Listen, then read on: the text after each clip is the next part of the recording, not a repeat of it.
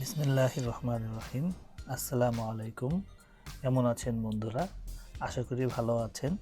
আজকে আমি যে বিষয়টি নিয়ে আলোচনা করব সেটি হচ্ছে জিমেইলে কিভাবে প্রফেশনাল সিগনেচার অ্যাড করা যায়। অনেক সময় বিভিন্ন মার্কেটিং এজেন্সি বা বিভিন্ন কর্পোরেট প্রতিষ্ঠান থেকে আমাদের কাছে মেল আসে, তো দেখা যায় যে মেলের নিচে তাদের একটি সিগনেচার থাকে, যেটা দেখতে খুব সুন্দর হয়, আকর্ষণীয় হয়। আমি আপনাকে দেখাচ্ছি অ্যাজ লাইক এরকম দেখতে হয়। তাদের প্রতিষ্ঠানের অ্যাড্রেস থাকে, ফোন নম্বর থাকে, সোশ্যাল লিঙ্ক থাকে এরকম। তো এই জিনিসটি আজকে আমরা শিখব। তো চলুন শিখে ফেলি।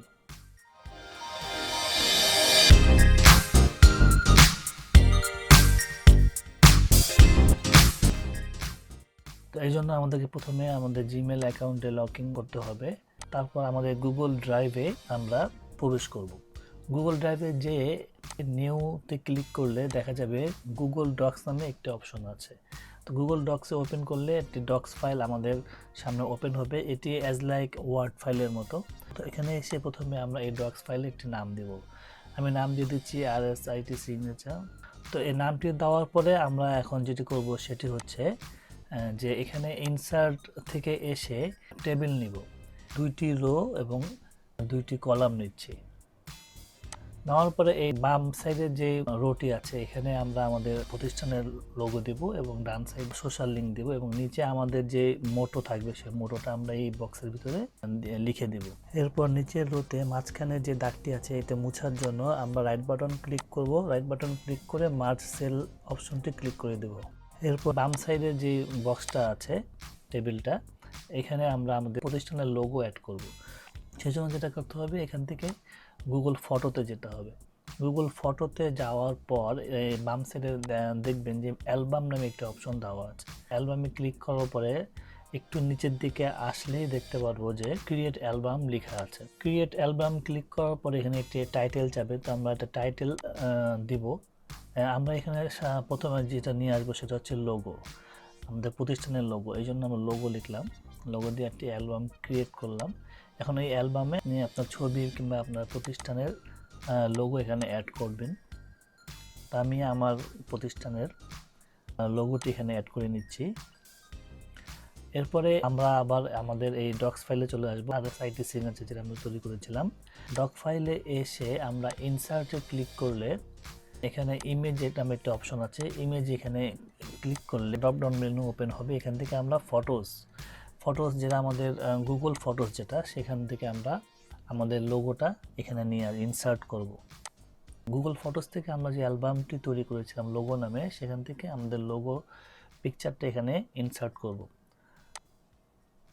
ছোট বড় করতে পারবেন। এখান থেকে ওয়ার্প করার অপশন আছে, জাস্ট রাইট বাটন ক্লিক করলে বা লোগোর উপরে ক্লিক করলে ওয়ার্প অপশনটি চলে আসবে। ডান পাশে যে বক্সটি আছে এখানে আমি আমার প্রতিষ্ঠানের ঠিকানা, নাম্বার, মেল অ্যাড্রেস এগুলো দিতে পারি, অথবা আপনি আপনার পার্সোনাল মেল বা নাম্বার বা আপনার নাম, আপনি যেটা ইচ্ছা আপনি অ্যাড করতে পারেন। তো আমি আমার এখানে আমার প্রতিষ্ঠানের নাম এবং আদার্স জিনিসগুলো দিয়ে দিচ্ছি। তো এখন এটা একটু আমি ডেকোরেশন করে নেব।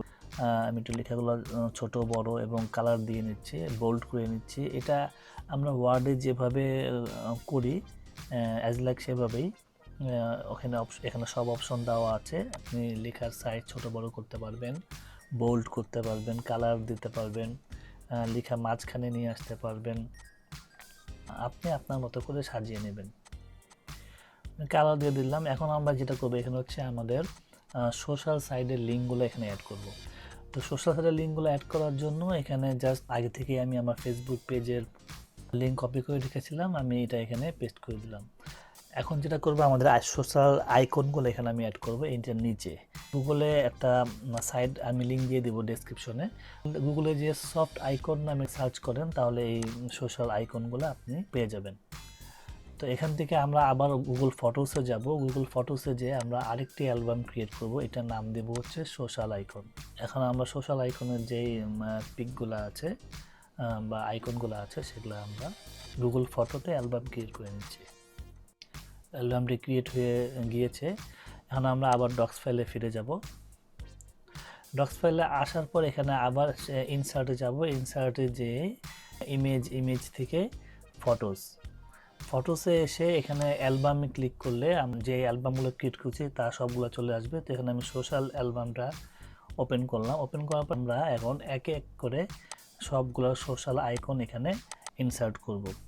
তো ইনসার্ট করার পর যদি আপনি মনে করেন যে সাইজ বড় হয়ে গিয়েছে বা ছোট হয়ে গিয়েছে, তো সেক্ষেত্রেও একই জাস্ট ইমেজের উপরে ক্লিক করলেই ওয়ার্ক অপশন চলে আসবে। তো আপনারা এখান থেকে কার্সর দিয়ে ছোটো বড় করে নিতে পারবেন। আমি এখন একটি একটি করে সবগুলা আইকন অ্যাড করে নিচ্ছি। এরপরে অ্যাড করার পরে আমরা এই আইকনগুলোতে এক এক করে সবগুলো আইকনের ভিতরে আমাদের পেজ কিংবা সোশ্যাল সাইডের লিঙ্কগুলো অ্যাড করব। এর জন্য যেটা করতে হবে, জাস্ট আমার প্রিন্টারেস্টের যে লিঙ্কটা আছে সেটা আমি নিয়ে আসছি। এটা আমার প্রিন্টারেস্টের লিঙ্ক, আমি জাস্ট এখান থেকে কপি করলাম। কপি করে এখন ডক ফাইলে এসে প্রিন্টারেস্ট যে আইকনটা আছে ওটার উপর রাইট বাটন ক্লিক করে লিঙ্ক ক্লিক করলেই নিচে পেস্ট করার একটা অপশন চলে আসবে। এখানে পেস্ট করে অ্যাপ্লাই দিলেই হয়ে যাবে। মানে এটা দেওয়ার উদ্দেশ্য এই যে কেউ যদি এই প্রিন্টারেস্ট বা টুইটার বা ফেসবুক এই আইকনের উপর যদি ক্লিক করে তাহলে তারা এখানে আমাদের জিমেল থেকে আমাদের সোশ্যাল সাইটে তারা কনভার্ট হয়ে যাবে। তো এইভাবে আমি এক এক করে টুইটার, ফেসবুক, ইউটিউব এগুলো সবগুলোর আমি লিঙ্ক অ্যাড করে দিচ্ছি।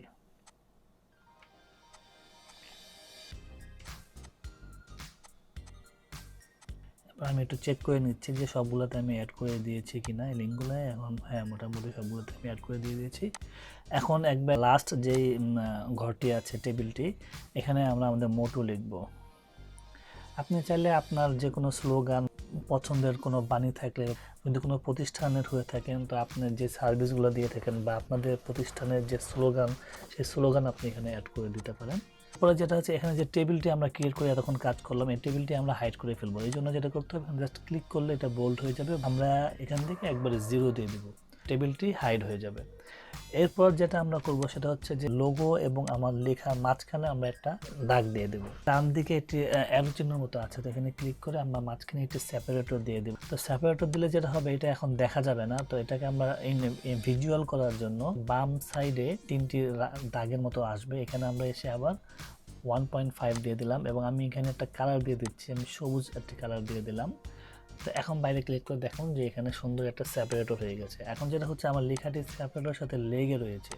তো এখন যেটা করতে হবে যে এই সেপারেটর থেকে আমার লেখাটা একটু গ্যাপ দিয়ে দেখতে আরও সুন্দর লাগবে। তো জাস্ট আমি এখান থেকে ড্রপ ডাউন করে ব্লক করে নিলাম এবং এই যে উপরে দেখবেন যে এখানে চিহ্ন আছে, এটা জাস্ট হালকা করে একটা টান দিলেই এটা গ্যাপ তৈরি হয়ে যাবে। তৈরি হয়ে গেল আমাদের প্রফেশনাল সিগনেচার।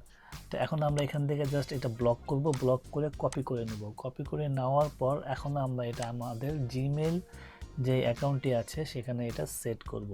তো এই জন্য আমাদের জিমেলটা ওপেন করতে হবে। জিমেলটা ওপেন করার পরে ডান দিকে একটি গিয়ার চিহ্ন আসবে, এই গিয়ার চিহ্নতে ক্লিক করে আমরা সেটিংসে যাব। সেটিংসে যাওয়ার পরে জেনারেল যে ট্যাবটি আছে, জেনারেল ট্যাবের আন্ডারে একটু নিচে যাব। একটু নিচে যখন চলে যাব তো এখানে দেখা যাবে সিগনেচার নামে একটি অপশন আছে, তো এখানে নো সিগনেচার দেওয়া আছে। তো আমরা এটা নিচে যেটা আইটি যে বাটন আছে এখানে আমরা ক্লিক করব। ক্লিক করে দেওয়ার পর যে একটা ঘর, এই ঘরের ভিতরে আমরা যে এতক্ষণ আমরা যে সিগনেচারটা তৈরি করেছি সেটি পেস্ট করে দেব। পেস্ট করে দেওয়ার পর একটু নিচে আসব, নিচে এসে জাস্ট সেভে ক্লিক করব, সেভ চেঞ্জ। সেভ চেঞ্জে ক্লিক করলে আমাদের এই সিগনেচারটি জিমেইলে সেভ হয়ে যাবে। তো বন্ধুরা দেখুন, আমি এখন কম্পোজে ক্লিক করে দেখাচ্ছি, এই যে আমরা তৈরি করে ফেললাম একটি প্রফেশনাল জিমেইল সিগনেচার। তো বন্ধুরা আশা করি ভিডিওটি আপনাদের ভালো লেগেছে। যদি ভালো লেগে থাকে তাহলে অবশ্যই আমার চ্যানেলটি সাবস্ক্রাইব করবেন, লাইক করবেন, শেয়ার করবেন এবং পরবর্তী ভিডিও সবার আগে পাওয়ার জন্য বেল আইকনটি অবশ্যই ক্লিক করতে ভুলবেন না।